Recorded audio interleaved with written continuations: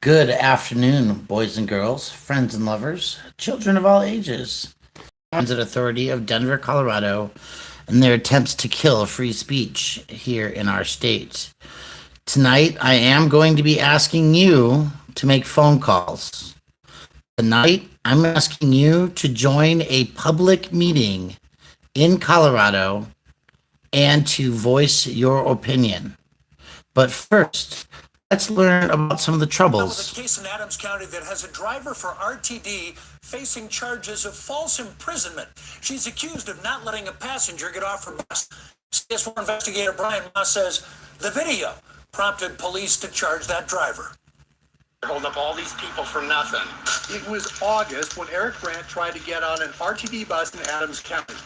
Misrepresenting my character. Brandt is something of a professional protester, regularly protesting against police. Welcome to America, free speech, baby. And on this day, he was on his way to downtown Denver to, yes, protest. He was armed with this sign which reads, "F the cops," and his camera was rolling. Driver Ramona Rice said she needed to check with RTD supervisors before letting Brandt on the bus due to concerns about his sign. If it was so big, it would block the aisle. Give me my transfer and hit the gas pedal. You're a driver, not a stopper. You need to drive. But Rice declined to drive or provide Brandt a transfer to another bus until she could get clearance. Come on, man. We're really late. Other passengers got agitated at the delay. The bus driver has stopped and is refusing to go forward. We need to drive, driver. We really need to go. You've been hired to drive, not to stop. Eventually, when another RTD bus comes, passengers get off. Brandt was the last one on Rice's bus. Get out of my way! Listen, get the out of my way. This is false imprisonment. Get out of my way or I will move you. Brandt knocks down Rice, who calls police to file a complaint. But after viewing video from the bus, police turned the tables, charging her last week with false imprisonment, saying Brandt did not appear to be acting in an unreasonable manner and that Rice escalated the incident by not allowing the suspect to exit. Get out of my way! But I can't give him a transfer from the Brandt. I have to get on the bus to get him a transfer. Rice believes the Adams County Sheriff misinterpreted the video. She says she couldn't get Brandt a transfer ticket without getting back on her bus. Just because I have my rails to get in. They're calling that entrapment. I'm old and I'm fat. That's how I have to get on the bus. Were you trying to hold him on the bus? I was not trying to hold him on the bus. In my mind, I'm just waiting for him to get out of the way so I can get him his transfer. It never crossed my mind that I was trying to keep him on the bus. I don't want to keep angry people there where they can hurt me. After getting off the bus, Eric Brandt's anger was clear. Now y'all f***ing piss me off! You f***ing listen here! Brian Mott, CBS 4 News. Ladies and gentlemen, boys and girls, friends, lovers, children of all ages, we're here today because in about 3 minutes, there's a meeting for the board of directors, and we're going to call it. We're going to be involved. I'm asking you to join me. RTD is attempting once again to limit free speech. And so the number we're going to call, get your phones ready if you're watching from a computer. Get into that Google Hangouts. You should be pissed. This is an old video. But what's going on today in Denver is that they intend to stop people from videotaping on the buses. They intend to stop people from videotaping in Union Station, and they intend to stop you from taping anywhere in the Mass Transit Authority. Now, I got to find an email real quick, but get that phone number together. It's 855-962-1128. It says 3 hours, but I know that that's not right. That's like right now. So we're going to enter this new conversation. Again, that number is 855 962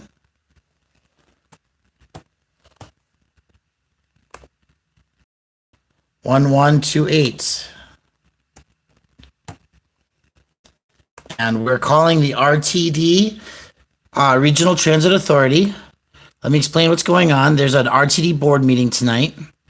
They, in their agenda, which is what I was going over to the this Access Live event conference center. email.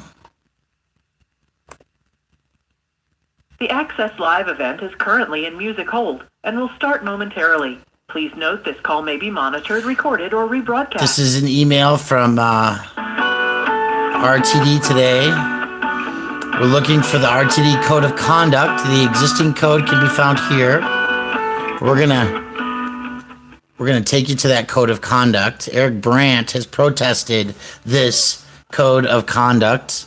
And if you're calling internationally via the internet, you might be able to join this meeting.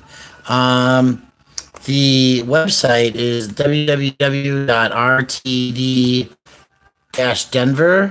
www.rtd-denver.com. And we're gonna see if we can't figure out how to navigate to this meeting fresh right here from the website so that you can join.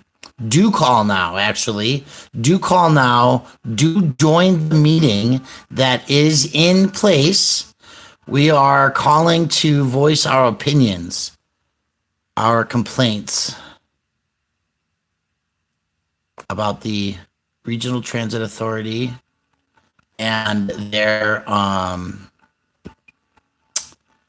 misuse of public space. So here's the Code of Conduct. This is what I want you to see.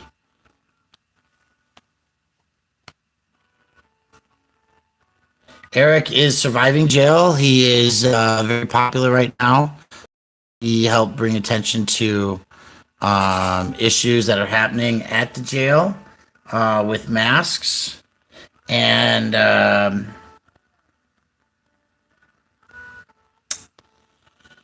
so he's drawing that attention. So we have the Code of Conduct. Its purpose is to meet the constituents' present and future public transportation needs by offering safe, clean, reliable, courteous, accessible, and cost-effective service through the district. For the safety, convenience, and all comfort of all persons, RTD has established its Code of Conduct, setting forth rules prohibiting certain conduct that may, in RTD's sole determination, adversely affect use, operation, or occupancy of RTD vehicles, including RTD buses, accessorized vehicles, flex ride vehicles, light train vehicles, and commuter rail vehicles.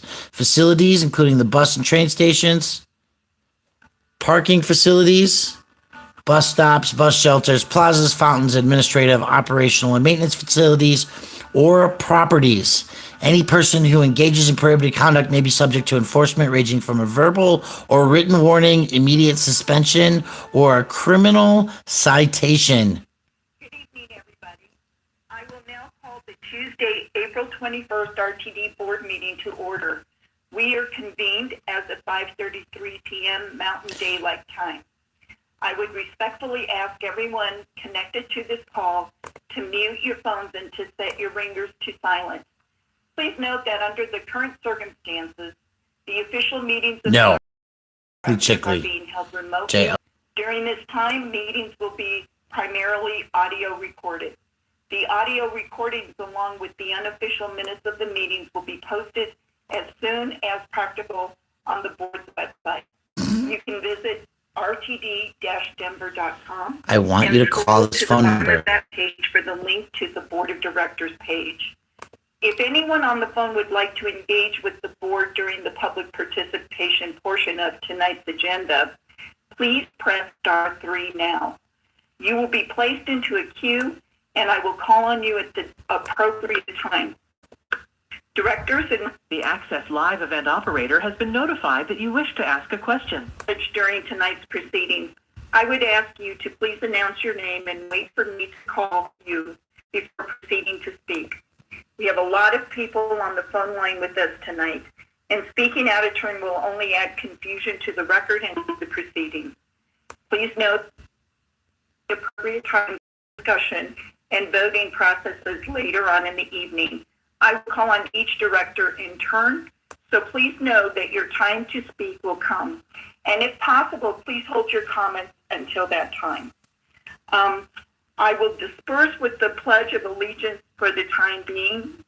And with that, pledge allegiance to the flag of the United States of America and to the republic for which it stands, one nation, under God, indivisible, for liberty and justice for all. How dare you skip the Pledge of Allegiance at this public meeting? Can you hear me? This is a public meeting of the Regional Transit Authority. We are calling to complain. My name is Brian. Hello, my name is Brian. And what's your last name? Yes. Hi, what's your last name? Loma. Okay, good. I have you in queue. I'll return you to the call. Hold on. Thank you. Present. So we are at the RTD board meeting. They want to modify the code of conduct. And the changes to the code of conduct include Director Lubau. allowing, Director get this, Here. Director Mahalik. let me find it. Director Tisdale. Present. Director Walker. Here. They have a whole ramping changes of disturbances. Present. Disturbing the reasonable coverage of other passengers, RTD personnel, but not limited to loud talking and mobile use. I'm going back. Use of a bullhorn. Lewis They're specifically changing this for Liberty Freak TV. and Chair Rivera Malfietti. Do you see that? Literally changing the code of conduct for the use of a bullhorn. At RTD, safety is our core value, and I'd like to begin this meeting. Packet with page a short 50, statement. 19. Just one of the many changes. We've all heard and heeded this health advice time and again since the beginning of COVID-19 pandemic. This information bears repeating if we are to stay vigilant in the weeks and months to come. We aren't out of the woods just yet. Avoid touching your eye, nose, and mouth with unwashed hands. Cover your cough or sneeze with a tissue and then throw the tissue into the trash. If you don't have a tissue, cough or sneeze into the upper sleeve or elbow of not your hand. Stay home when you're feeling sick.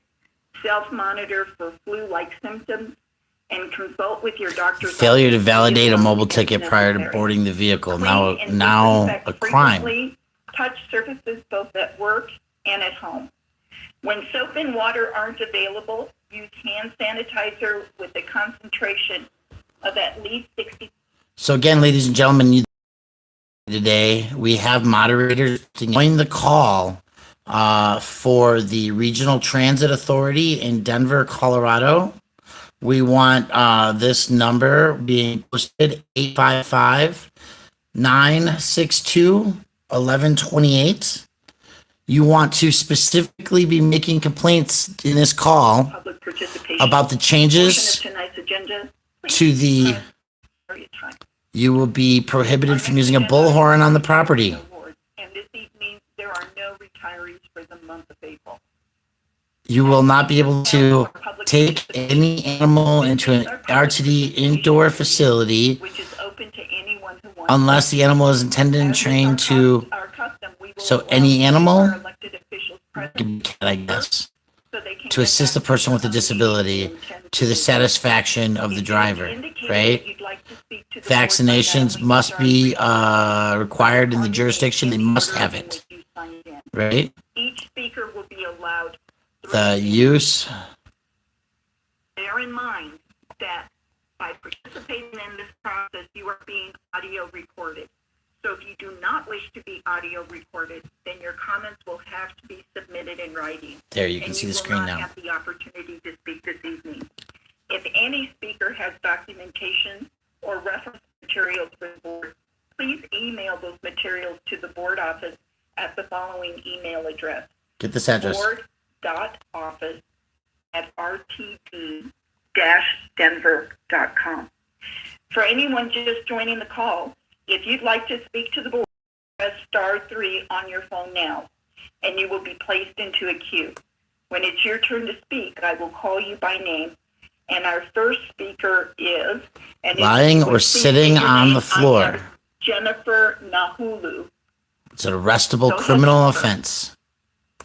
Hi, my question is, how does RTD plan on making right what happened with the assault of Rivero Stinnett by your security?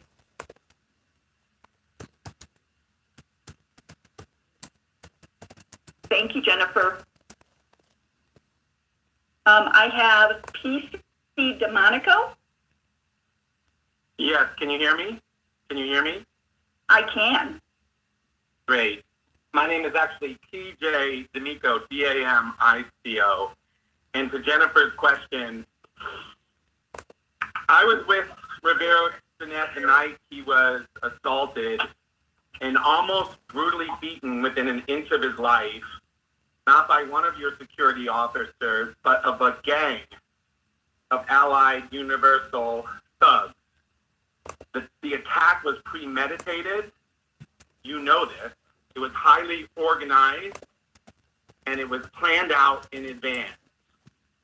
Had he died, his death would have been highly more racist and horrible than any of the Trayvon Martins and Michael Browns. And if you don't know this, look and see what happened. This is not, these are not people you want to have more unregulated control. These are young men who have axes to grind, that are underpaid. And what happened to Rivero, by the way, is not isolated. I will be submitting serial patterns of videos that I've taken of one of your security officers on Christmas night at 1 a.m. removing a disabled handicapped person from the light rail on my way to the airport. It was freezing out, and I witnessed this, and so you have that in your hands tomorrow. I personally have been followed with my daughters by 2 or 3 of the private security guards. And so the idea that you're going to give these thugs more discretion is an abomination and should be, you should be ashamed of yourself. At the time of Rivero's assault, I was asked by Chief Saunders, who was second to Chief White, why he didn't know about this incident.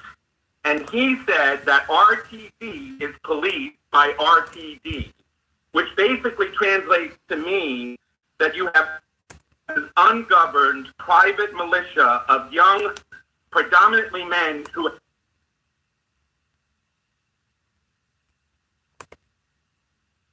Something happened to our phone call.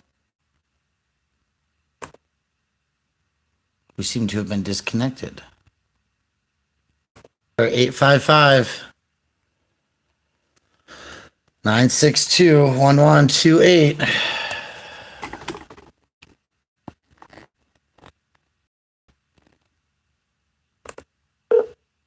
Welcome to the Access Live Event Conference Center. This Access Live event is currently in progress. Please note that this call may be monitored, recorded, or rebroadcast.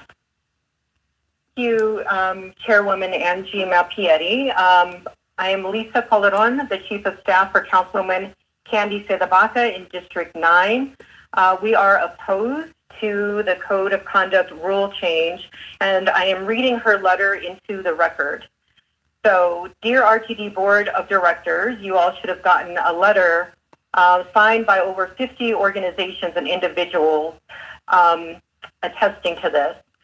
2 years ago, on April 20th, 2018, Rivero Stinnett, a local Denver artist, was viciously beaten by Allied Universal security guards in the RTD Union Station terminal while he waited after midnight to catch a train home.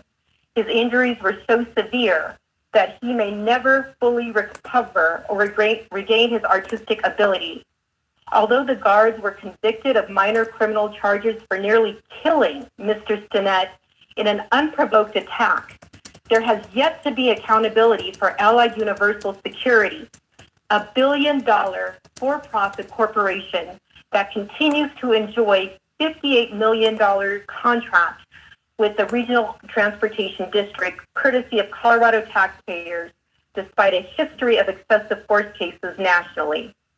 Although the criminal case has been resolved, justice will not be served until Mr. Stinnett's pending civil case is resolved, a case that has dragged on for 2 years despite clear wrongdoing. Additionally, while the civil case is pending, we've learned that RTD is set to pass an unprecedented restrictive rule that will make it easier for security officers to kick people out of RTD, train and bus stations, and more likely that these types of brutal incidents will occur. In fact, we see no evidence that this restrictive rule will be applied equally or fairly to all patrons, since it appears to be driven by fears and stereotypes.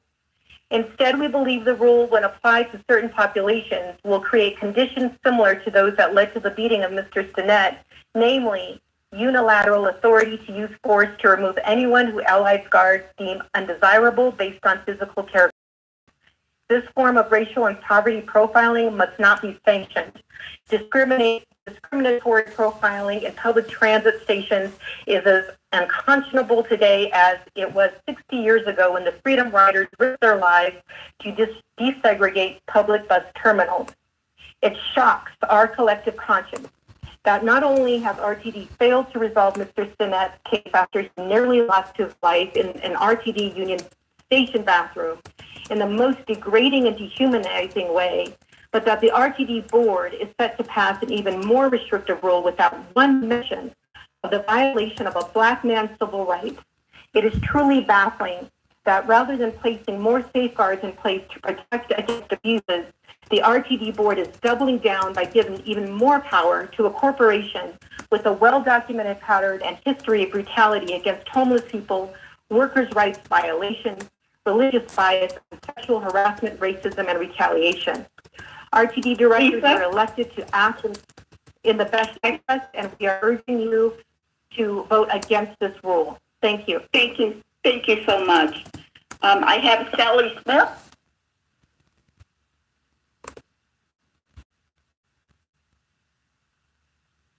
Sally Smith. Okay, push Sally your mute. Sean Hayes. Sally Smith, hit Hello, your mute. my name is Sean Hayes. Unmute. I can't speak for my organization, but I have worked in homelessness for the last 17 years. I just want to echo all of the comments that have been made. In regards to the code of conduct being voted on tonight, I just see it as a way to regulate spaces and filter out people that those with money and funding that don't want them to be there can kind of like Dr. Calderon said, stick their noses up at and say, I'm not comfortable with that person, so get them out of my vision. Number 35. Rather than actually make sweeping systemic changes, we just get them out of our view, and that's what we've been doing with the sweeps. That's what we've been doing for years, and it's never worked. And one thing that we have a chance to do with the tragedy of this virus is make changes and make things different than they used to be. We had this whole campaign to do better, or whatever it was that ridiculous that opposed the camping ban put together to oppose it with the Denver businesses, and nothing ever came from it, of course, because they only wanted to stop it from happening, because they only cared about making the streets look pretty and not actually about helping people. But we have a chance to help people now, and to do things right from the beginning and really structure things so that we can care about each other and help each other, and we should do that. And this is not the right way to do that. And so I just implore all of you to please vote for this and to do better, to actually do better, and not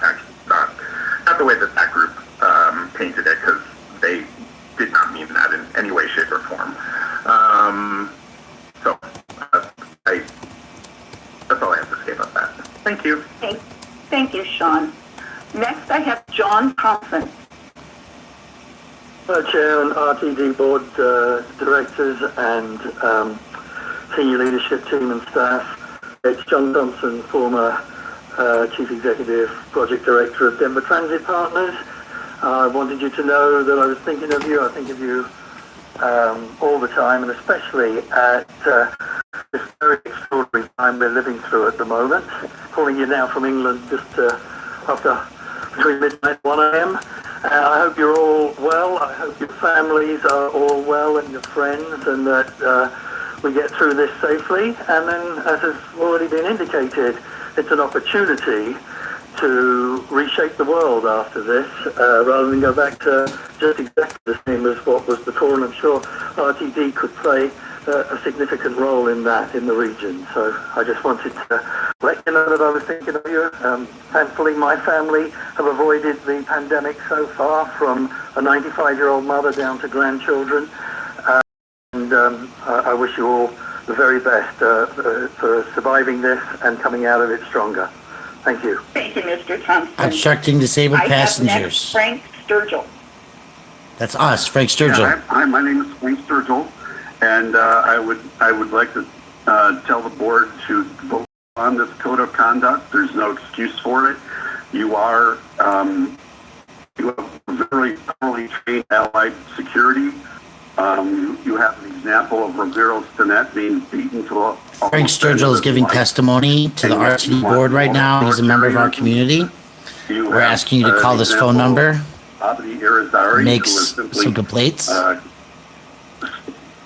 a bullhorn, stated that he wants free speech. Your poorly trained guards arrested. Now they're changing the code so you can't use a bullhorn. Number 19. Lawsuit against you for that. So now they're changing the rules. If lawsuits aren't training you to stop doing calling RTD authoritarianism, what is going to? I mean, I'm serious. I mean, we're just going to have to pile lawsuits onto you. Right, Peggy Catlin? You're getting one. Thank you. Thank you, sir. Next, I have Tim Nelson. Mr. Nelson? Hi, I'm calling in regards to the use of mandating for RTD drivers. Specifically, how often is that used during... The Access Live event operator has been notified that you wish to ask a question. What are the future intentions regarding this tool to force drivers to work or to get them to work, to working overtime and sometimes against their wishes, and then the use of hazard pay, especially during the COVID-19. Thank you, sir. Next, I have Tim. Hi, this is the operator. May I have your first and last name? You may. Hello? Yeah, sorry, my microphone was on mute. It's Brian Loma, and I got disconnected earlier. I had to call back in. Okay,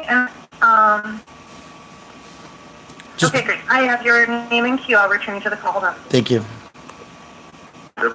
Perspective, with the spares being taken away. This is it. Read this. this. A lot of homeless people, transients that, frankly, I'm just going to cut to the chase. They use the bus as a shelter. There's been several instances of drivers being verbally abused, physically assaulted. Union Station for several months now hasn't really been a safe place to go to. Drug paraphernalia laying around, people urinating, defecating at the station, on buses. It's not a safe environment, especially now with this pandemic going on, for the drivers or passengers that have legitimate reasons for using the bus to go to work or whatever. And especially now that we're limited to, I believe, 15 passengers. Occupying any facility for more than 2 hours in a 24-hour period, unless such extended occupancy is due in delay to transit service. Yeah, homelessness is a societal problem. It's not just here in Denver, it's nationwide. But the onus of this problem should not be put on the bus drivers who risk their lives in safety every day going to work, dealing on the front lines with this, and other passengers who often bring their kids and having to deal with a drunk or someone in the back of the bus urinating or defecating or acting out of their minds. I'm not saying that this is all homeless people. It's not, but it happens enough where it's a concern. And I'm sure if you poll the drivers, the operators, they're not judging people on their appearance, they're judging people on their actions. And a lot of the homeless, a lot of these people are mental problems. It's not in our purview as operators to solve that problem. That's why people in government, that's what they get paid for. That's why we elect officials to deal with the problems. But it shouldn't be just put on the back of the bus drivers, the transit workers. And yeah, if you got some overzealous guards, just like you do with in other facets of society, yeah, they should be dealt with. Fired, terminated, criminally prosecuted. But you come up with a couple of anecdotes where, okay, this Mr. Stinnett, which is very unfortunate for him, but I don't think that's the norm. I go by these stations every day on my routes. Most of the guards are professional. They're not out harassing people. And that's what I've seen. And I've been driving for over 2 years. So, thank you, Mr. Sturgeon. Okay, thank you for your call. Thank you. Thank you. Next, we have Angela Williams. Hi, I'm going to write on the back of the last person. Yeah, I'm an RTD bus operator, and I say, we need that code of conduct. It should have went into place years ago. It's dangerous out there for us to be down there. It's dangerous for every passenger. It's filthy. It's chaos in the station. The guards, if they overacted, I don't think they did it innocently. I think they were provoked because you see it every day, and these guys have patience of steel. So that's one of my issues. We need the code of conduct. It needs to be safe down there. And then my second one is, right now, where are the PPEs for us operators? I was given a mask 2 weeks ago that's supposed to be good for 2 weeks. My 2 weeks is up. Where is my replacement mask? Hazard pay. We deserve hazard pay to be out there right now. Half of the workforce is at home, supposedly working from home. Well, we are out there putting our lives and our families' lives at risk. And thank you, Chantal, for standing up for us. I sure wish the rest of the board would get some backbone and basically say, hey, we're out there. What are we doing to protect us? I called dispatch today because I had an unruly passenger. It took 20 minutes for them to answer me. My safety is imperative. There are more homeless people there, and they don't follow rules. Candy C. DeBaca, she's on the Denver City Council.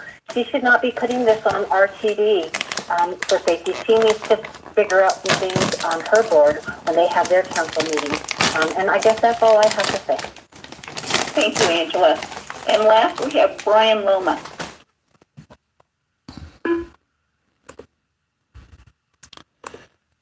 Good afternoon, ladies and gentlemen. How are we doing today? Can you hear me? I can. Thank you, sir. All right. So I want to start off by indicating a correction that the code of conduct is not something new. I believe a gentleman named Martin Dano was involved in the original establishment of the code of conduct for RTD not that many years ago. And I want to bring up the name Eric Brandt at this time. The last time that a major catastrophic change to the code of conduct came to the public's attention, it was that you required shoes to be worn on the feet of passengers. Even the health department doesn't have codes requiring shoes to be on the feet of people eating at restaurants. But the results of that change in the code of conduct was that somebody immediately, not that shortly long after it was established, was denied riding the bus because they were beat up and their shoes were stolen and they didn't have shoes on and they had to walk miles and miles home.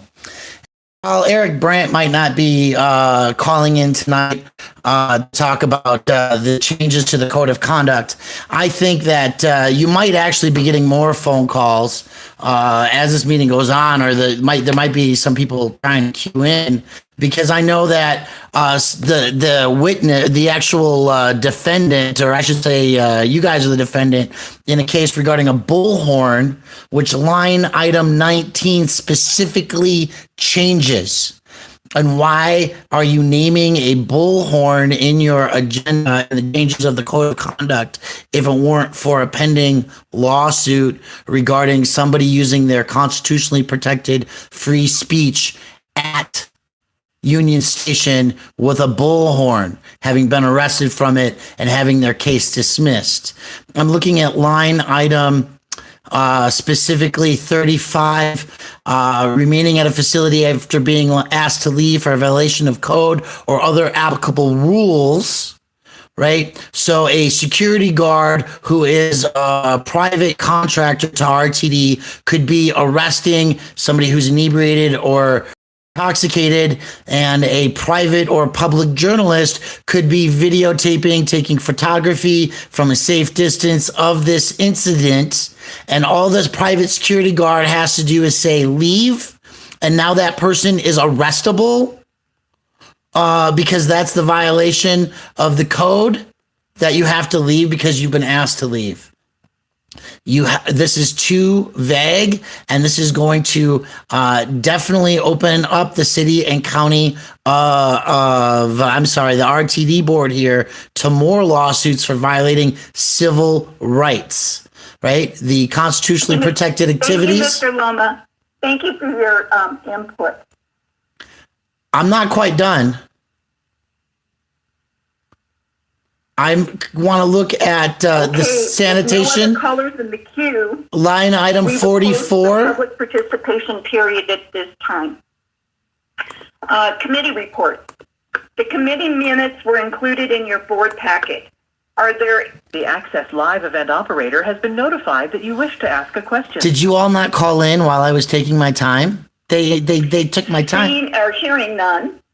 Those committee reports will stand as submitted and will become a part of the permanent record. Why aren't you guys calling that number in the queue?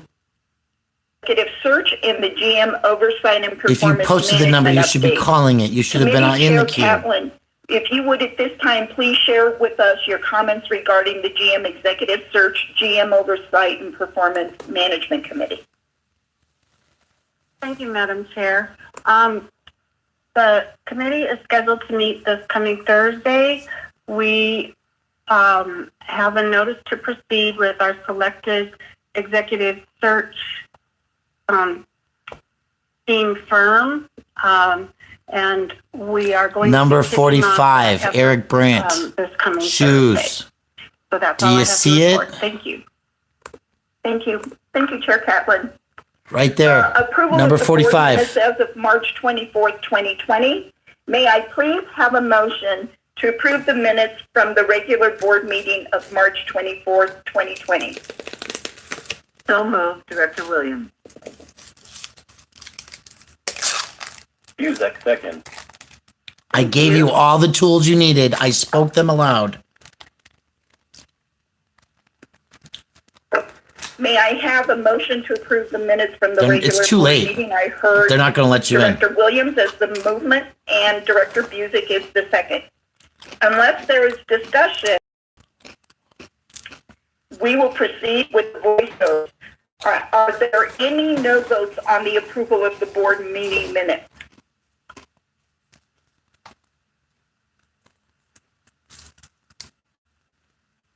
Hearing none, the motion is adopted and the minutes are approved. Okay, the chair's report. I would like to say a couple of things before I turn it over to Mr. Ballard for the general manager report. Let me begin by saying that after the meeting last week and listening to everybody speak about all of the issues that have been so difficult to deal with, we're in a very, very difficult time, I think, in dealing with issues that are really impacting not just RTD, but our entire community and actually globally. But as we govern as an RTD board of directors, I would like to suggest the following things that we implement. The first one is perhaps I would like to see a fuller use of Robert's rules, which is really trying to make sure that we are managing conflict and divergent views and ensuring that all voices have an opportunity to be heard, while enabling our meetings to stay within a reasonable parameter of time and flow. The second thing is I'd like to have consideration by the committee chairs and their vice chairs about whether an item coming forward is ready for action. I think if not, I would ask you to consider scheduling for a later date to give time to work through issues and thinking explicit that one option that they may have when a meeting is getting bogged down is that, we really take it back and look at it. So I'll be talking to all of the chairs and vice chairs about how we move forward in terms of bringing things to the board. In terms of the committee structure, one of the things I'd like to try is to use an ad hoc committee. We are currently a committee of the whole, which is 15 board members. But I think that as we're dealing with issues that become really more gray or difficult, that perhaps we should use an ad hoc committee to really take a look and do a deep dive before we bring it through to the board for consideration. I would also like to suggest that in the longer term, which may be next year, that perhaps we might take a look at restructuring our committees to the less of the whole. It is an issue that has been brought up before by Second Vice Chair Cook as well as others. And that would be to enable a more in-depth discussion and really taking a look at what's happening before it comes to the total board. And then last, I would like to really invite the views of outside key stakeholders to work with us on issues of concern and just issues we really feel we need to delve into. I'd like to see the involvement of ad hoc committees to include board members, constituents, legislators, sister agencies, policymakers, letters to the editor. I think if we broaden our ability to work with our community and our key stakeholders as we're looking at legislation, then it gives us a completely different, broad perspective as we move forward. So I wanted to start with that. Secondarily, I would like to make a statement before I go on to my ad hoc committee.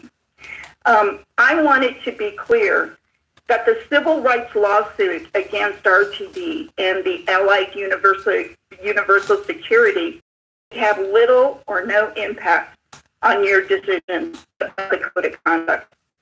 There is a lot of misinformation and wrong assumptions related to this lawsuit and the circumstances revolving around the incident that happened 2 years ago. There is nothing in the code as adopted by the board in 2016. This is not a new code that we are looking at. This is one that was adopted by the board in 2016. Or as revised, that would give license to the behavior of the Allied Universal employees who assaulted the plaintiff. The criminal behavior by the guards does not align with RTD's core values or doesn't reflect on the attitude, mission, policies, or practices of RTD. That lawsuit is about individuals' behavior, and even though processes and standards were in place, we can't prevent people from behaving badly. In applying the code of conduct, as with anything, RTD expects Allied to properly train and supervise its officers to meet RTD's high standards of public safety. With that in mind, I would like to say that RTD does have an obligation to ensure the safety, cleanliness, and accessibility of our transit system. To this end, the agency has established a board-approved code of conduct to regulate behavior on RTD vehicles, facilities, and properties. The RTD board will be considering revisions to the code of conduct later this evening, and those revisions were brought by staff largely to address safety concerns and complications that have been exacerbated by the COVID-19 public health crisis. And even in the depths of this crisis, RTD is still experiencing 125,000 boardings daily, and many of those are continuing to use the system are either transit-dependent riders, essential employees on the front line of the fight against this deadly virus, or both. Safety is paramount for this agency, and we owe it to our riders, to our staff, and to our community to do all we can now and in the future to make sure our policies are working as intended to enhance safety. I am therefore announcing the formation of an ad hoc committee that is being created for the purpose of reviewing the impact of the revisions to the RTD Code of Conduct to ensure that the code continues to work towards preserving the safety, cleanliness, and accessibility of RTD systems in a manner that is fair and respectful They are of our silencing people's and addresses behaviors. the current public safety needs of employees, riders, and individuals from vulnerable populations using the system during this COVID-19 pandemic. In addition to directors and RTD staff, we will be working collaboratively and inclusively with key stakeholders from community to leverage our collective knowledge, expertise, and resources. I will serve as the committee chair, and other members are as follows: Director Lewis, Director Mahalik, Director Williams, and Director Whitmore. General Manager Paul Ballard, Assistant General Managers Michael Ford and Michael Meter, Assistant General Counsel Marcella Sandoval, Barbara McManus, Board Office Executive Manager, and Because they're making it a rule Administrator that you can't have a bullhorn at RTD. The investigator, representatives from the following organizations: specifically line item 19. Evan Dreyer, Denver Police Department Chief Paul Pazin, Denver Department of Housing Stability Britta Fisher, Denver Health Paramedics Emergency Response Chief Gary, Colorado Coalition for the Homeless Audrey Hussig, ACLU Denise Maez, Mental Health Center of Denver Clinical Services Carly Samian, Mile High Behavioral Health appointing not yet confirmed, but we have someone, and the Downtown Denver Partnership not yet confirmed, but we will have someone at the table. The committee will report its findings within 3 months after convening its first meeting and will convey those findings at a minimum to the RTD Board of Directors, the Citizens Advisory Committee, the Amalgamated I'm a member of the Citizens Advisory Committee. 1001, the Accessible Paratransit Advisory Committee, and the Advisory Committee for Persons with Disabilities. With that, I'll turn it over to General Manager Ballard. Would you please share with us your report, sir? Well, thank you very much, Madam Chair. This is Paul Ballard, General Manager and CEO, and thank you very much for that report and for the plans that you have laid out. I'm real excited about that. Let me start with a coronavirus update in what we're doing. As the board members know, this past Monday, we did a service change and reduced service by hung up, huh? Well, I guess they're not going to let you talk. It went well. Walking in a vehicle while barefoot. Sunday and Monday. Today, things really went rather smoothly. Is now failure to wear soled footwear. Shirts, tops, and pants, shorts, skirts, in an RTD vehicle or facility. And the extra bus Failure to wear soled footwear. Bags don't count anymore. Social distancing, so that they are in fact on the street and they're responding when drivers call to say that they have or are approaching the 15 passenger load factor on their buses.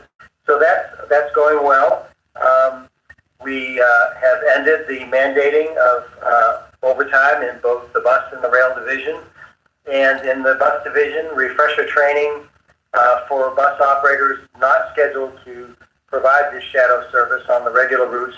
We'll be starting this refresher training that we've been trying to get to for a very long time. And we now have Issued suspension, suspending person from all RTD vehicles, property, and services. From an external perspective, the multiple services along Possible. Colfax Avenue continue to be the heaviest used of our bus services, and has the most backup buses placed strategically throughout the route to help support the social distancing efforts.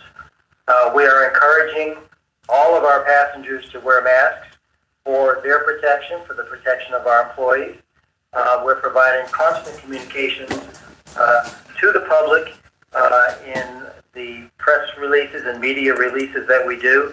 And by the end of the week, we will have signs at the entrance to all buses and trains asking people to please wear masks when they are riding public transportation services. Tomorrow, Liberty.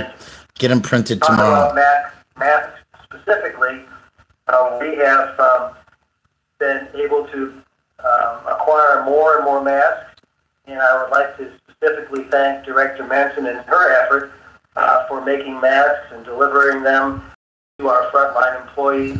That is greatly appreciated by our staff. We are now actually manufacturing some in-house. Our upholstery shop has come up with a mask, and they've started to manufacture them. On the procurement front, just today alone, we received a shipment of 1,560 cloth masks. We also received 2,000 the KN95 masks. So supply is starting to develop, and we are getting them out to our frontline employees, and we believe that our supply will continue to grow and we'll be able to get them out. So we're not just doing coronavirus and coronavirus-related activities. We're continuing to make progress in a number of fronts. First of all, I'd like to talk about the North Line commuter rail line. We are working towards a fall, late summer startup, and we're in very good shape for doing that. The fall bus service change is slated for September 20th. We envision the startup of the North Line to be a lower key event than we've done in the past. And some of the concepts that we're kicking around are 7 days of free service on the line instead of the 1 day free service that we do system-wide. We'd like to focus it on marketing the N line and giving people really a whole week to come out and give it a try so that we don't overcrowd the train. At the end of that 7 day period, we would propose to start the 6-month trial fare program that the board approved some time ago.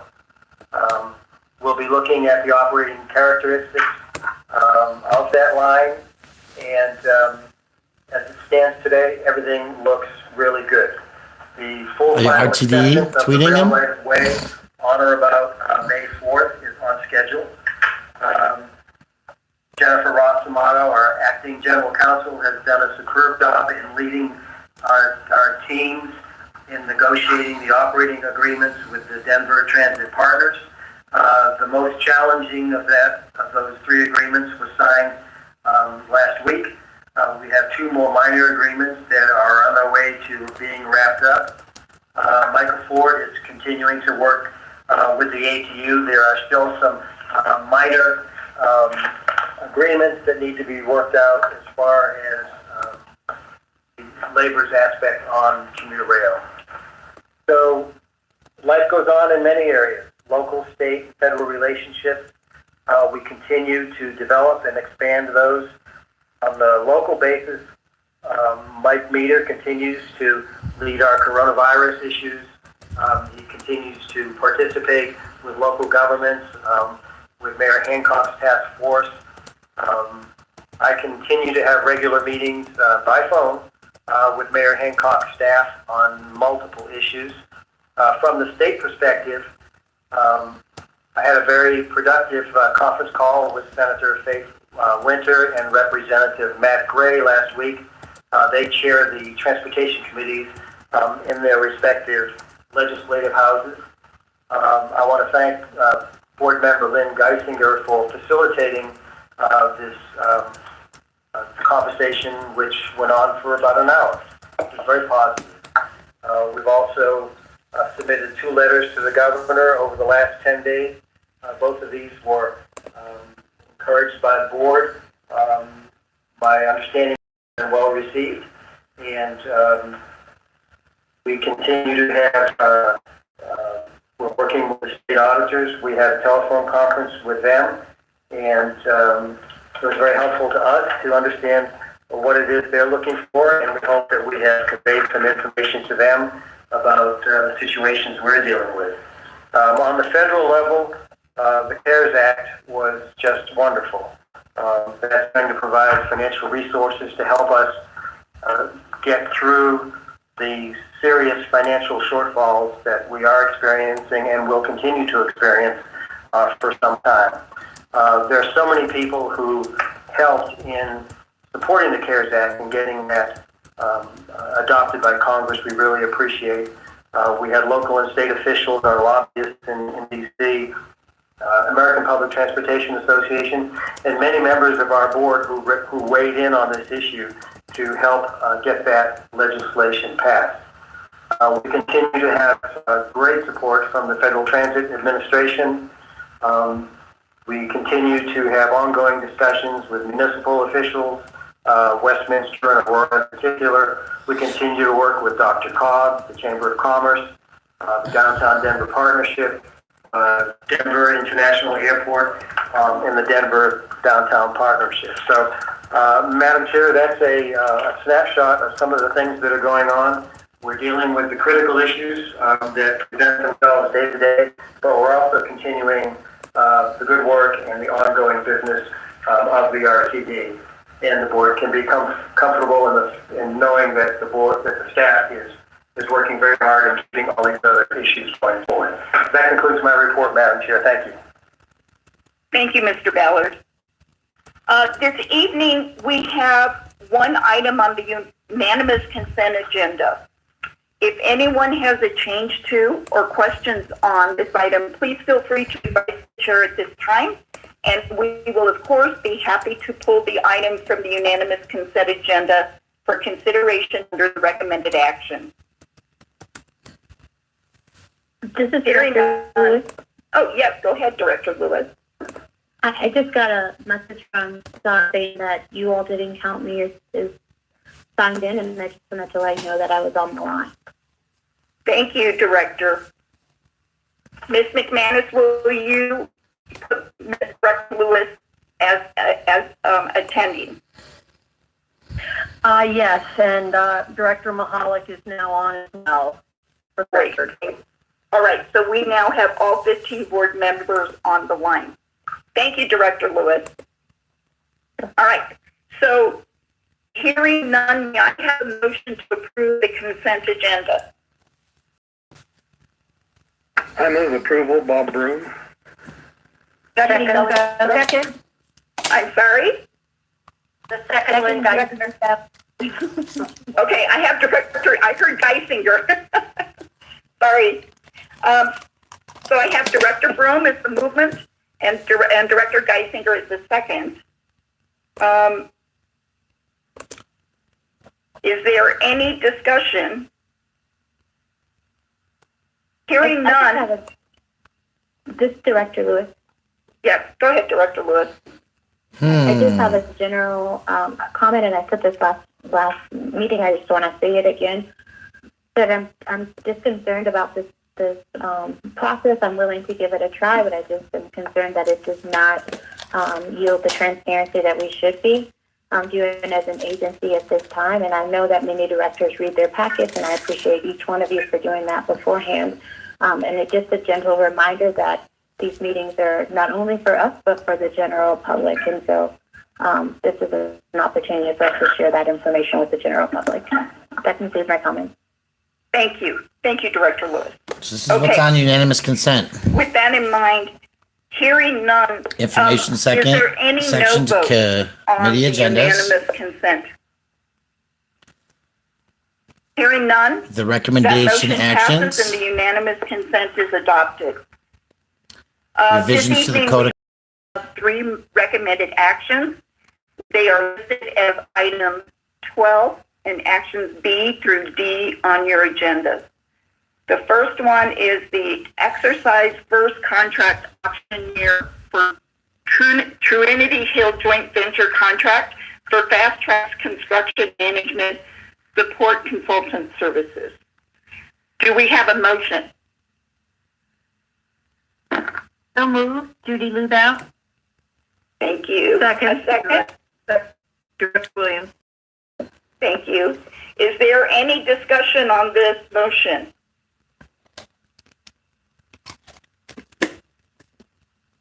Okay, I hear none, so I will now call on the directors in turn, starting, well, let's do this.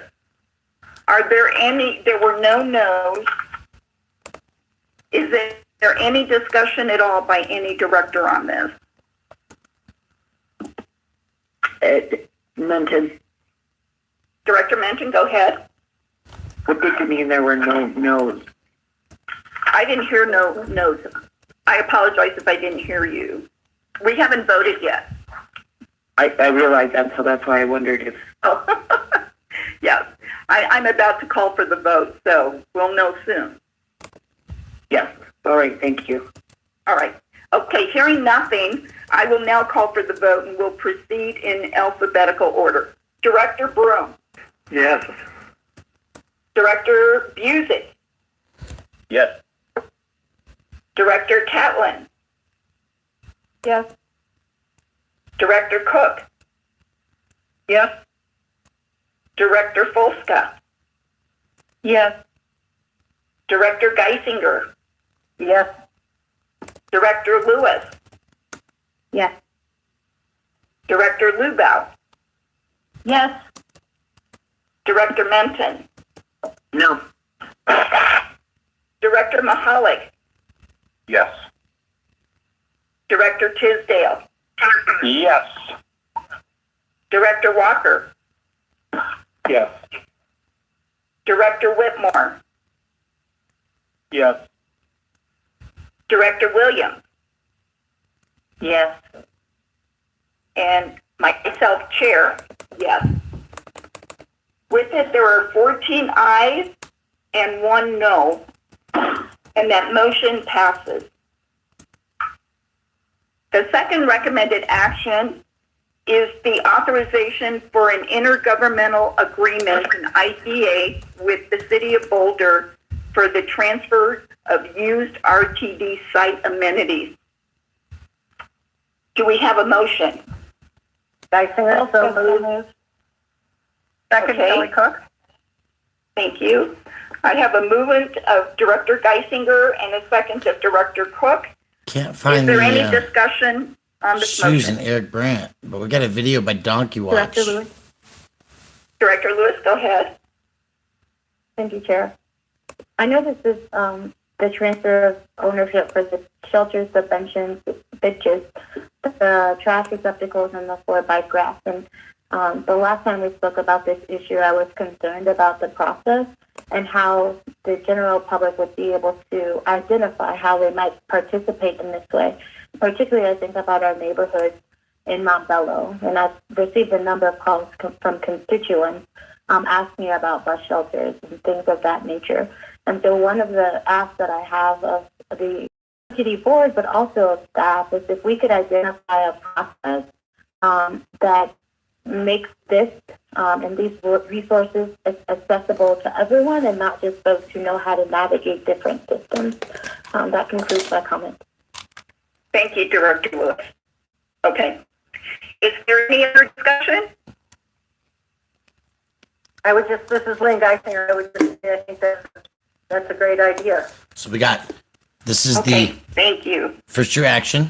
All right. If Then there's we're no gonna other discussion, go for the I will now call for the vote. And I intergovernmental will again agreement proceed in alphabetical order. Director for Broom. bike racks, trash receptacles, Director Busick. no recycling Yes. in Boulder. Director Catlin. Yes. Director Cook. Yes. Director Volska. Yes. Director Geisinger. Yes. Director Lewis. No. Director Lubau. Yes. Director Menton, Yes. Director Mahalik, Yes.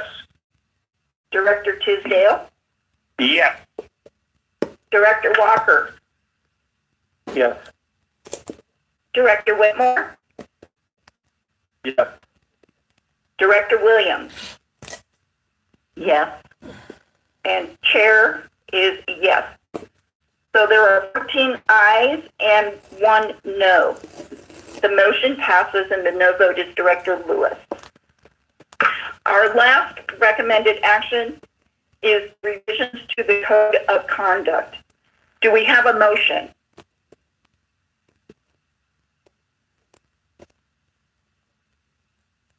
Director Tisdale moves. Tisdale, second? Busick second. Whitmore second. Okay, got Busick first. Sorry, Director Whitmore. That's okay. I have Director Tisdale as the movant and Director Busick as the second. Is there any discussion? Yes, this is Director Lubau. Go ahead, Director Lubau. I wanted to talk about the changes to the Code of Conduct. I originally in the committee voted yes to this, and I have decided after great thought and worry and turmoil to change my vote, even though I'm very understanding of the need to protect our drivers and to protect our public and all of our employees and to create greater safety. Nonetheless, these are constitutional issues, and I believe that the revisions will make it easier to restrict usage of our facilities.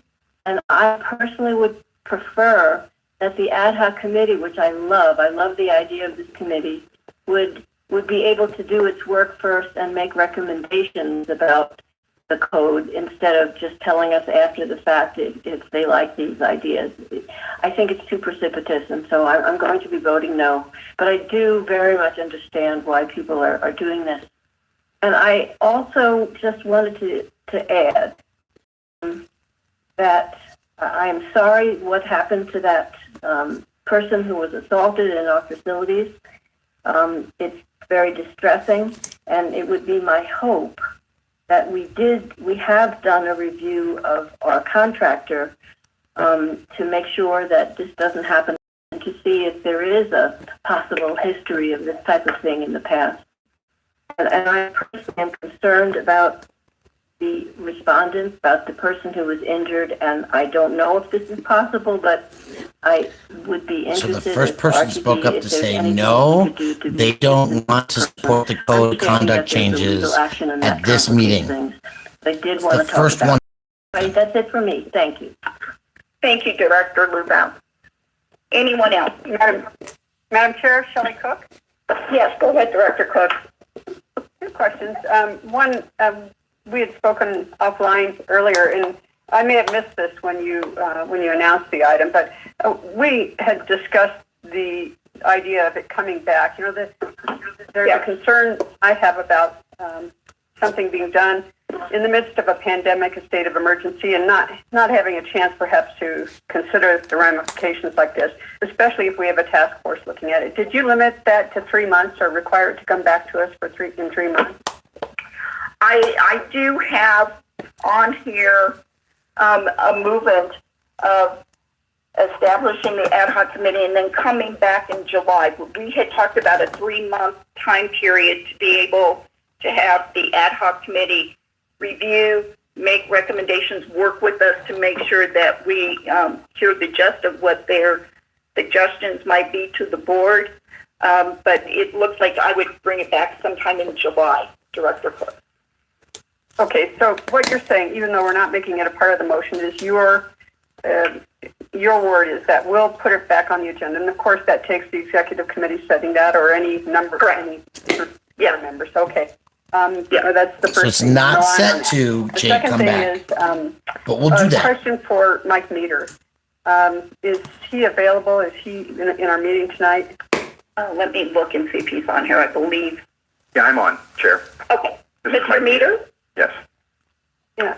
Mr. Meter, it is true, isn't it, that the bulk of the TSOs who staff our security are not post-certified, not themselves police officers, so maybe haven't gone through the training, the academy, et cetera. What kinds of guidelines or parameters for operating or supervision or, are you moving our police officers into the DUS facility? I just need a little bit more information about how we're guarding against the kinds of circumstances that people have raised a concern about. Sure. This is Mike Meter, Chief Safety and Security Officer at RTD. Excuse me. I can't speak to exactly the number of folks that are post-certified or are not or were post-certified into security. I could certainly find that answer for you.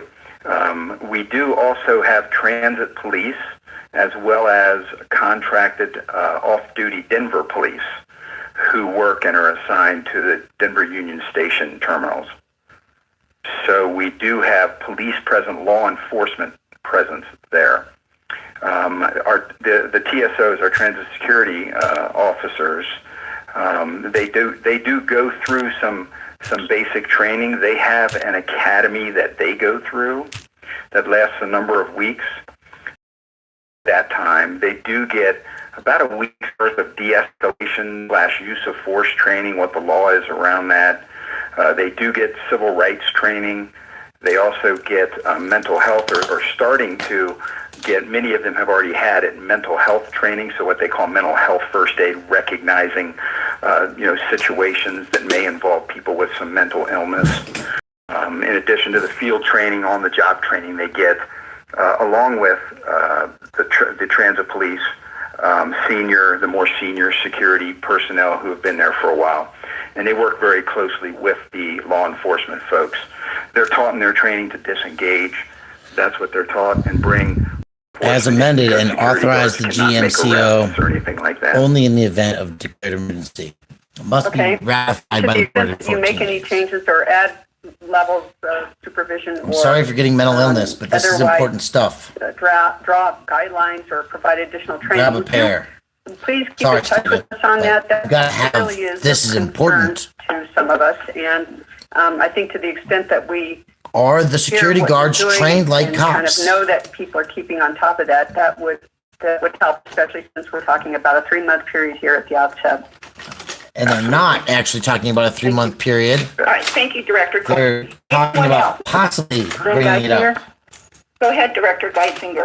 Thank you, Madam Chair. I just want to echo the concerns that have been expressed, and thank you, Madam Chair, for the work you put into putting together what sounds like a really good task force. I think that it's good to be looking at the whole code of conduct and not just the changes and bringing it back in 3 months. I agree with Director Cook that emergency situations, there's maybe a little different situation right now, but I think let's look it over and take another look in 3 months. Thanks. Thank you. Anyone else? Madam Chair, this is Peggy Catlin. Go ahead, First Vice Chair. I too wanted to applaud your plan to put in place this very strong ad hoc committee, and it would be my hope, as Director Cook suggests, that we really take a look at how we're training the TSO folks, and that maybe the committee could be add that to their agenda, because clearly, as a number of people have mentioned tonight, there is a fear of over-policing and unilateral authority that may not be warranted in a number of these situations. So I want to thank you for setting up that committee, and I agree that in 3 months we may have a different picture, and it does give us an opportunity to really look at the entire code rather than just the revisions that are proposed tonight. Thank you. Thank you, Madam First Chair. Anyone else? Madam Chair, this is Director Mahalik. I'm sorry, Director Mahalik? Yes, thank you. Go ahead.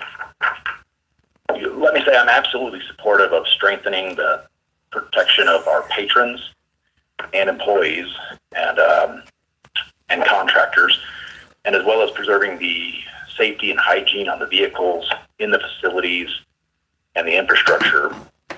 And I think there's so many good things in the code of conduct as it sits today. And however, I was very concerned about the notion of the free speech zones in the DUS presentation. And I know that was separate, but certainly connected to the code of conduct. And I understand that also may be an unfortunate description, but I think there needs to be some further discussion around that. And I think that's going to take place in the ad hoc committee that I'm really looking forward to, and I'm glad you are putting that together. Thank you. Thank you. Mr. Ballard, could I have you just address the free speech zone piece, please? Ooh, 116. Yes, ma'am. The PowerPoint that was included in the committee was a good idea up front, but it just confused me because that was not being presented for consideration. Unfortunately, there was one sentence in there that referred to free speech. That was a mistake. It should never have been in there. The author was trying to address issues of what is a public forum area and what is not a public forum area. So the free speech. Where's free speech? Should never have been in the PowerPoint. It was a mistake, and we have no intention to have any impacts on free speech. Thank you, sir. You heard it Any here. other comments by any other board members? 11658. Chair, this is Director Folska. Go ahead, Director Folska. A bullhorn is not going to have an impact on free speech. I have to echo the sentiments of many of my colleagues, in particular Director Mahalik. I think that I'd like to review this after we've had a deeper dive into it. Frankly, I don't think it's really ready for prime time right now. And so I would like to come back after we've had the ad hoc committee go through it and we have more conversation around this. Thank you. That's another Thank you. flap. Anyone else? Walker. Go ahead, Director Walker. Thanks. I am in favor of the changes to it. I think it sets out expectations of our patrons, that our patrons can have of RTD, staff and contractors, what patrons and passengers can expect of each other and what RTD expects of our patrons. I think it clarifies some things that were, I don't want to say vague, but weren't as sharp as they could have been when it was written a few years ago, less than 4 years ago. So, for instance, let's talk about 35. I think it clarifies that if a person is asked to leave only for violating another section of the code or an applicable rule, then that's when that section comes into play. But an officer can't just ask someone to leave because they don't like the way they look. They have to. The patron, our passengers, our customers get to have a say in that, and they get to ask what they were doing wrong, what code, what section of the code or the rule was being violated if they are asked to leave. So I think it provides some protections for our passengers. 35. Gives them a little strength and ups their expectations of the way that our staff and contractors work. So I'll be supporting these changes. And I'm also impressed about the broad coalition of folks that will be on that ad hoc committee. That's it. Thank you. Maybe you should be sharing some links to RTD, to the board of directors, to Madam Chair. people Yes, who go ahead, Director Tisdale. Thank you very much, Madam Chair. I would like to speak in favor need to complain of these changes to the Code of Conduct being adopted at this time. First of all, to address the issue that has been brought up by several people, there is nothing about the Code of Conduct that would in any way justify any misconduct by a transit security officer, period. This use of a does not bullhorn to give them additional power to break the law or to act in an improper or even inappropriate manner. Nothing in this code accomplishes that. We would never, ever consider such a change in a code. It is intended to provide direct response to the drivers that we have heard this evening and the many other drivers that we've heard from outside of this meeting, asking for some greater clarity and assistance in providing for a safe and secure environment. That's what this is trying to do. And the task force that I think is an exceptional idea can look at all of this and other things and perhaps could address the training issue as part of their review of the code of conduct. Nothing prevents the ad hoc committee from making suggestions or other changes for the board to consider in the future. But in the meanwhile, we are in a situation where we have some significant abuses. The number of police calls into Denver Union Station we were briefed on last time, the number of assaults, the number of problems that have arisen there that give our transit passengers and our transit workers cause for concern have been significant. And we need to demonstrate to them that we are responsible in providing that safety and security. And I would urge all of you to vote for this code of Have conduct a Denver amendment police force there. tonight so that we can proceed in that problem. manner and then have the task force continue to look at other issues that could come back to us for our consideration. Thank you, Madam Chair. Thank you, Director Tisdale. I'd like to call for the question, so I'm going to go in alphabetical order. Pardon? I have not spoken yet. This is Director Lewis. Oh, go ahead, Director Lewis. Thank you so much. I would like, a number of things. I'm very interested in the ad hoc committee, and I'm curious as to how the ad hoc committee will function. I know I stated last week when this discussion came up that I was concerned, and I have to disagree with you, Director Tisdale. I don't think that it's about justification, and in fact, over-policing is typically not justified. And while I know there are concerns about our operators, and I have been fighting tooth and nail for our operators, I think there's a way in which we could have done this in a way that was more inclusive and collaborative. And it sounds like with your ad hoc committee, this may be the opportunity to do just that, particularly as other directors have shared that they don't feel like this is completely fleshed out. And I'm concerned of what happens between now and July and what that means for folks. And so that I would ask that we move to postpone this matter until July to give the ad hoc committee an opportunity to work to create the code of conduct in partnership with the partners that you mentioned, as well as with staff. Thank you, Director Lewis. That was the motion. Okay. So she did not make a motion. Judy Luba, I'll second it. Okay. Any further discussion on the motion? Point of order, Madam Chair. Go ahead, Director Tisdale. Thank you very much. I heard Director Lubow give a second, and I don't know if that was just an attaboy to comments or if that was a second to an implied motion, and could you please clarify for the record? It was not implied. It was a second to the motion.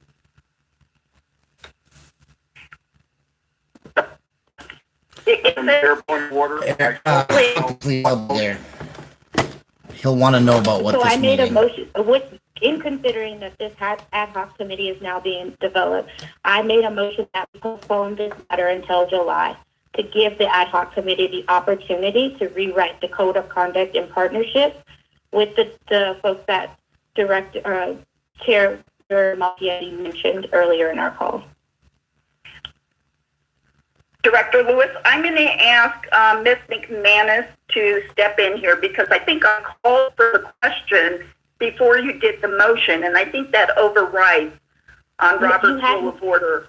I would just like to get a clarification, please. You hadn't heard them all of the directors.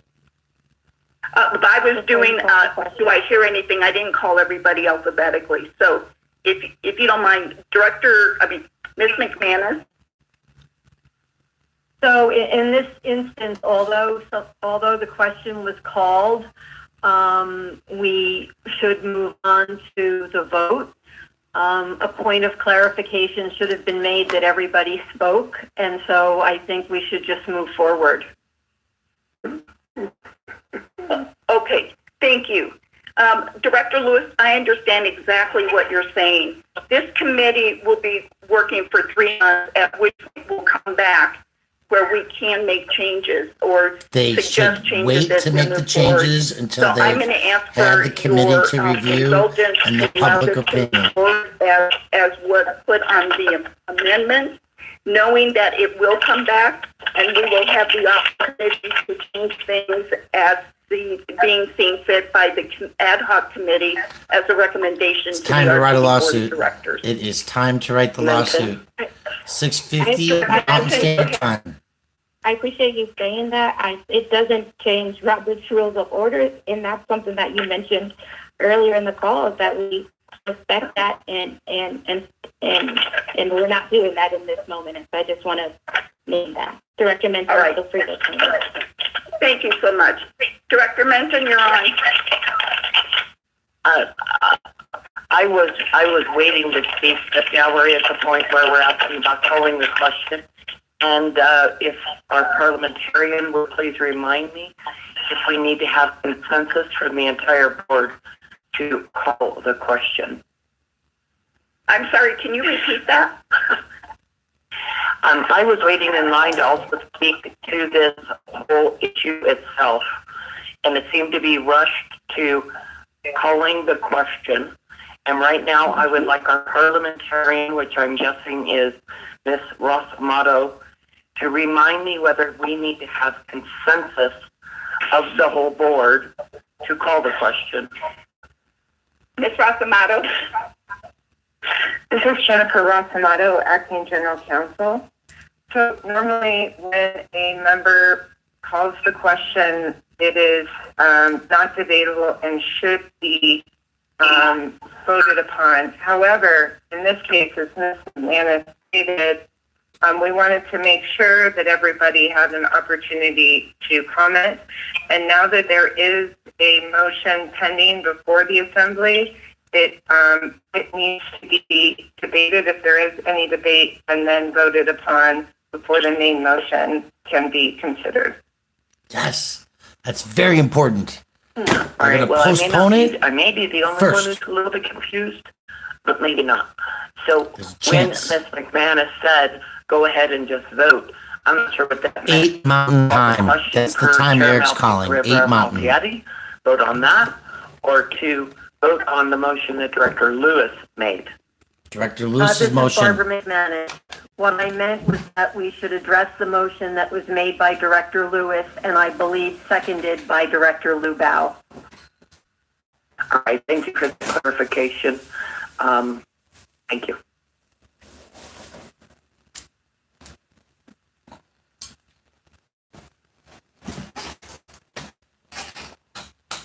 So, Madam Chair, if I might, this is Peggy Catlin. So the motion was to table this until July after the committee has done its work, and we are now voting on that motion. It's to postpone, just to clarify. To table it is indefinitely. I'm just postponing it until July when the committee commences. Yeah. Thank you. So Director Lewis, this is Director Fuller. Director Lewis, if I may, you have to specify a date certain to postpone. Let me look at your calendar and put that into your motion. I think it would be helpful. Sorry, just for jumping in. Sure, I can do that. So now they're determining when the July meeting is? It's hard for me to know the date because this ad hoc committee came from the Chair Rivera Malfietti, but I would guess that it would just come to the committee that Director Williams chairs. Because that's where it came originally, the code of conduct. Then I'm going to pull up the calendar. Just give me 1 second here. This is important stuff, folks. So, Director Williams. Go ahead, Director Williams. It's okay.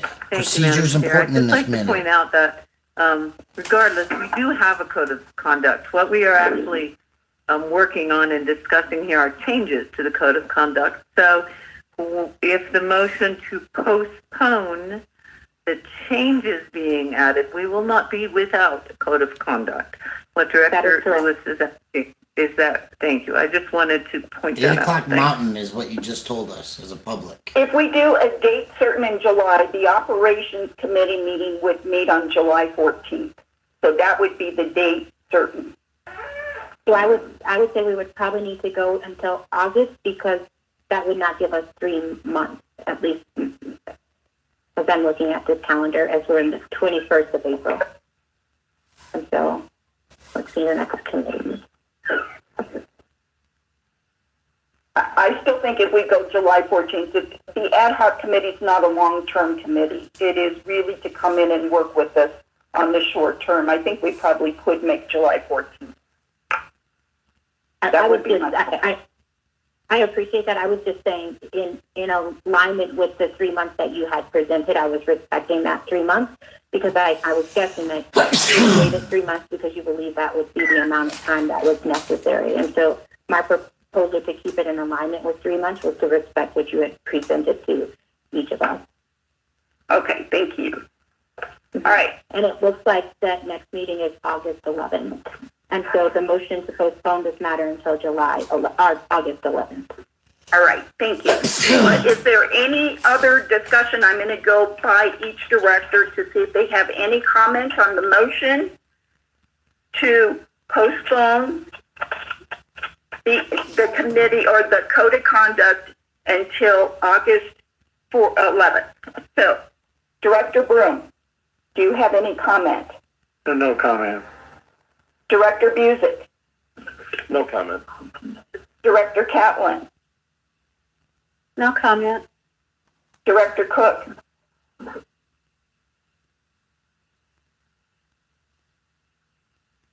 Director Cook? I'm sorry, I had the mute problem. Yeah, I said, in any other time, I would probably vote to support the motion to postpone, but we've kind of built in a review process here. We're going to have some extra reporting, and I feel like this kind of gives the staff a bit more leeway in terms of addressing a pretty extraordinary set of circumstances here, while still allowing for review and cooler heads and so forth on that. So I'm going to vote against the motion to postpone and in favor of the main motion. Thank you. Thank you. Director Folsom, do you have any comment? Yes, Chair. Thank you very much. I would vote to postpone. Thank you. Thank you. Director Geisinger? No comment. All right. Director Lewis made motion, but do you have any additional comment? I would just point out that what I heard last week at our committee meeting and what I've heard a bit from directors today is that they wanted to ensure that we were being really in the code of conduct and thinking about our operators and thinking about the safety of our operators, our riders, as well as being the right partners to be able to update this code of conduct. I think your ad hoc committee sets us up perfectly to be able to do that collaboratively with partners, and this addresses to postpone it, to give us time to be thoughtful about our approach and to make sure we're really coming back with a recommendation that doesn't feel like some people are winning and some folks are losing. As I stated earlier, I was really concerned about the ambiguity and the door that it opens up for my communities and communities in which I represent to be over-policed. And we've seen that historically and systemically, and that's where my concern comes from. I think this is a great opportunity with the Code of Conduct to to be intentional, and I would encourage all of the directors on this. I would encourage the directors to think about it in that way, to give ourselves more time for a very important discussion and decision. And I think this postponing does that for us, and it gives us more time to be thoughtful and to present something that we can all be proud of. That's all. Thank you. Director Lubell. No comment, thank you. Director Manson. Yes, my comment was I was very much in support of the July date. Even better would it be to have a study session on July 7th, which probably is not ideal for some July 4th. But I would like to handle some of the concerns and be moving forward on this sooner. Okay. All right. So I was very much in favor of July 14th date, and that's my only comment on this specific motion. Thank you, ma'am. Director Mahalik. No comment. Director Tisdale. For the reasons previously stated, I am opposed to the motion to postpone until August 11th. Thank you. Director Walker. Thanks. I'm opposed to the motion to move to August 11th because we do have a code of conduct that has some less than stellar language in it. For instance, number 22, the addition of all dogs must have proof of current vaccinations, etc. I've had lots of conversations with people that have very expensive trained dogs, service dogs, that this is pretty much our only way to vet out pets from dogs that actually serve a purpose to blind folks or folks who need that type of assistance. And the old number, item 23. There's still the language that prevents anybody else who's not using a disability device or a mobility device from using the high blocks, and the old section 35 would still be in there. So because we would just leave it as it is, I think what we have now is there. We can always improve it, and I think that's the mission of the ad hoc committee. I'd rather see what the revisions go into effect sooner than later. So I'll be opposed to that motion. Thanks. Thank you, sir. Director Whitmore. Thank you, Madam Chair. Beyond the many questions I received from the North area regarding the inline, safety is the next most common question. And I'm really concerned about the rider safety for my commuters that go into DUS and Civic Center and other gathering places in Denver. But under our current situation, I'm even more concerned about the safety of our drivers. I look at this as a living document, and we've had great discussions last week, this week. And I feel very strongly that the ad hoc committee will be very helpful in creating another step in critiquing and improving perhaps this document, and then we will have the opportunity to continue to do so. And so I look forward to serving on with my colleagues, the wonderful and very important stakeholders, and our staff. So I think I'll be a no vote on the postponement. Thank you. Thank you, sir. Director Williams. I have no comment, Madam Chair. Thank you. Thank you. Now I'm going to call for the vote on Director Lewis's amendment to the specified date of August 11th to move forward. Director Lewis? Yeah, I was just going to clarify the date. I'm happy to, because I heard a number of folks share concerns around the July 7th date. I'm happy to change that. And so if the motion needs to read, move to postpone this matter to July 7th, I am more than happy to do that. And I would also like to just say one more thing, particularly to Director, to Jeff. I'm sorry, your name didn't come out of my head. Director Watson. Thank you so much. So this is Barbara McManus. The date would be July 14th. Okay, so thank you, Barbara. I appreciate that. I'm happy to move that if that's a concern to folks. I would like to let you know, Director Walker, I actually heard from CCDC after we had our discussion last week because someone brought up service animals and just wanted to remind folks that there's actually no requirement for service dogs to be identified through patches, harnesses, or other clothing. And you can see that through the Rocky Mountain ADA for guidance.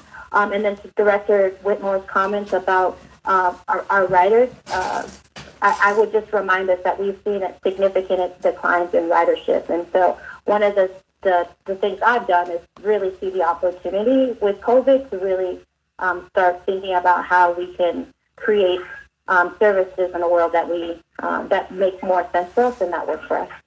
No further comments. Thank you. I'd like to call for the vote now to move to postpone to July 14th. Director Broom. No. Director Busick. No. Director Catlin. Reluctantly, no. Director Cook. No. Director Folska. Yes. Director Geisinger. No. Director Lewis. Yes. Director Lubau. Yes. Director Menton. Yes. Director Mahalik. Yes. Yeah. Director Tisdale. No. Director Walker. No. Director Whitmore. No. Director Williams. No. Okay. And the chair's no. I count 1, 2, 3, 10 noes and 5 yeas. The noes are Director Broom, Busick, Catlin, Cook, Geisinger, Tisdale, Walker, Whitmore, Williams, and so that motion failed. We are back to the original motion, and I have the movement as Director Tisdale, and the second is Director Busick. I'd like to call for the question. Director Broom. Yes. Director Catlin. Yes. Director Cook. Yes. Director Folka. No. Director Geisinger. Yes. Director Lewis. No. Director Lubau. No. Director Menton. No. Director. No. Director Tisdale. Yes. Director Walker. Yes. Director Whitmore. Yes. Director Williams. Yes. And chairs yes. I have 11 yeses, 4 noes, and I have the noes as Folska, Menton, Lubau, and Mahalik. The motion passes. Okay. Correction, Madam Chair. There were 5 noes and 10 yeses. I was Director Lewis. Did you vote no? Yeah. Because you know what? I thought I heard you say yes. I was kind of surprised. But okay, let the record reflect. It is 5 noes and 10 yeses, with the noes including Director Lewis. Code of conduct changes. Thank you. No I bullhorns. 10 minutes. Okay, They can old order you out. business. Does any director have speech any old is- business to discuss? Menton. Dead. Go ahead, Director Menton. This would be regarding the comment about limiting discussion.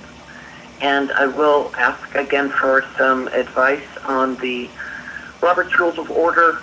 And I am not going to ever claim to be an expert on that 300 and some pages, depending on the version.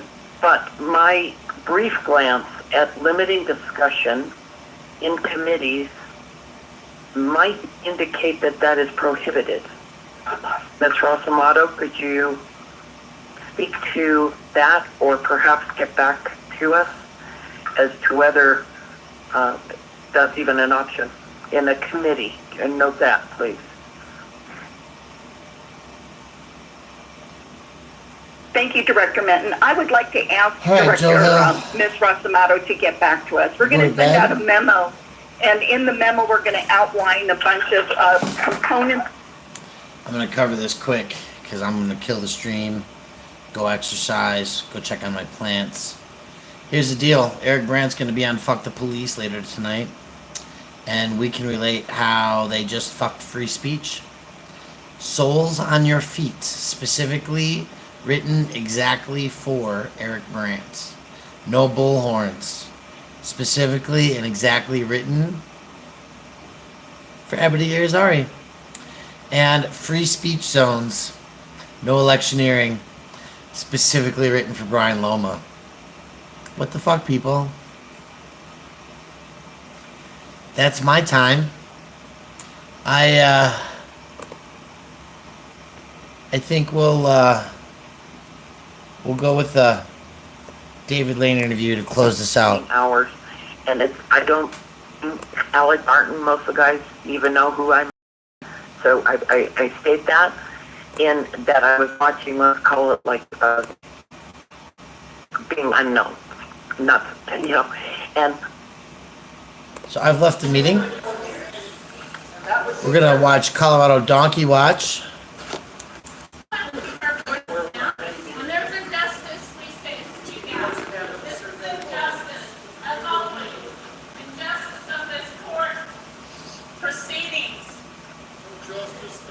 More injustice. Injustice, injustice, injustice.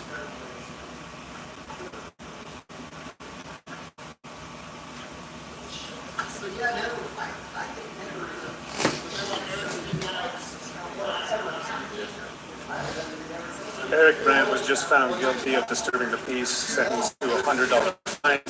Lindsay Flanagan Courthouse, Denver, Colorado. Denver doesn't deserve. And over, unbelievable.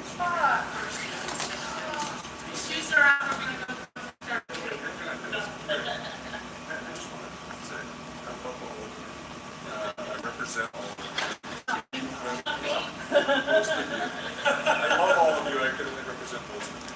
Hang on, let me just finish this.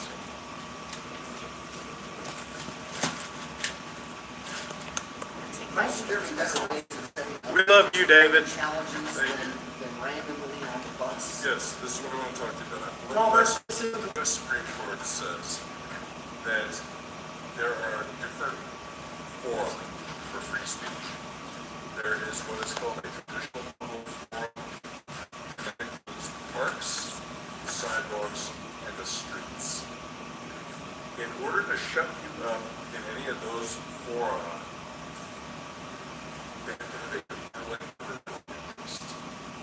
you can scream on the sidewalks of Denver as loud as you want, and protest to your expense. They really can't stop you. That's why we're federal court on various cases where you're protesting on the streets or you're doing First Amendment audits on public streets, parks, or sidewalks. Okay? But everywhere else, they can limit you and they can arrest you. For example, there was a case out of the 10th Circuit, which is controlling to us, where a union organizer was passing out leaflets at the Denver Center for Performing Arts under the atrium. You know what I'm talking about? Okay. And there was some concert going on, and he was objecting to the lack of union musicians that were playing. And the cop said, "Move along." And he said, "No, this is free speech." And they said, no, we don't care, move along. He said, no. They arrested him. He got convicted. It went up to the 10th Circuit Court of Appeals. The 10th Circuit said the vestibule area at the Denver Center for Performing Arts is not a street, it's not a park, it's not a public sidewalk. Therefore, all they need to stop speech is a rational reason to stop it. Okay, and here it was disruptive for people getting into the concert, and that's a rational reason to stop. So when you're on an RTD bus, you don't have the same free speech rights. And Eric jumped off the bus and been standing on the sidewalk when he screamed, you know, RTD discriminates against the homeless, and then jumped back on the bus. No problem. No problem. His problem was he stayed on the damn bus. Okay. So, streets, sidewalks, A-OK. Parks, no problem. Okay? Everywhere else, they can come get you. And if they have a rational reason for having come got you, it sticks. She didn't seem upset. Can you comment on today's verdict and fine? Can you talk about today's verdict and the fine? Yeah, I mean, it's part of the war on the homeless, and I'm bitterly disappointed that this jury went out and completely trashed the Constitution in exchange for a little piece of quiet on a mall shelf. You know, well, that's where we get the government we deserve in this country. This country has Donald Trump as president. Okay, we get what we deserve. So Denver doesn't deserve much. The democratic process is the democratic process, and if you want to vote away your constitutional rights, it's a tragedy. If you want to live in an authoritarian government, it's a tragedy. But if that's what the people want, then people are going to get it, and all we can do is protest. Okay, and that's why I support all of you. You are out there putting your bodies on the lines to support a free government, to stop oppressing the downtrodden in society and the oppressed. My hat is off to all of you for that. So thank you. Okay? Thank you for protecting us. I'd like to actually give the final epitaph. RTD, apparently, I learned yesterday, is going to be removing the barefoot policy. Great. So in other words, was the intention of the word. So in other words, you won. Hey, I got a quick question. Is the bus considered a limited public forum then? I would think so. Anything that is not a street, a sidewalk, or What's on a the street park, at all times? no, being on the street is not the same as being in the street, okay? You are riding a bus. Hi, I'm Rex.